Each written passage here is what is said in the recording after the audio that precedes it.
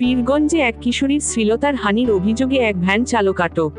ঠাকুরগাঁওয়ে পীরগঞ্জে এক ভ্যানচালকের বিরুদ্ধে শ্লীলতার হানির অভিযোগ উঠেছে। পীরগঞ্জ থানার ওসি তাজুল ইসলাম জানান, ৮ নং ইউনিয়ন বালুবাড়ি বাজার থেকে অজানা ব্যক্তি ফোন দেয়। তাৎক্ষণিক ঘটনাস্থলে পুলিশ গেলে জানতে পারে ৭ নং হাজিপুর থেকে হিম্মত নামে এক ভ্যানচালককে আটক করেছে। হিম্মতের বাড়ি দহগা গ্রামে।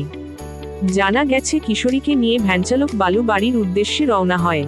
জেডি তেলের পাম্প পার হলে সুগার মিলের ফার্মের ফাঁকা রাস্তায় সেই ভ্যানচালক কিশোরীকে শ্লীলতার হানির চেষ্টা করে।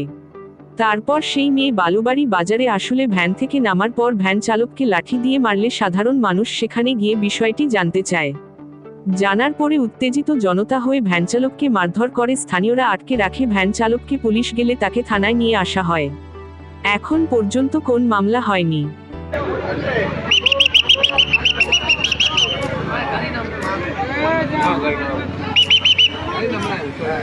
जान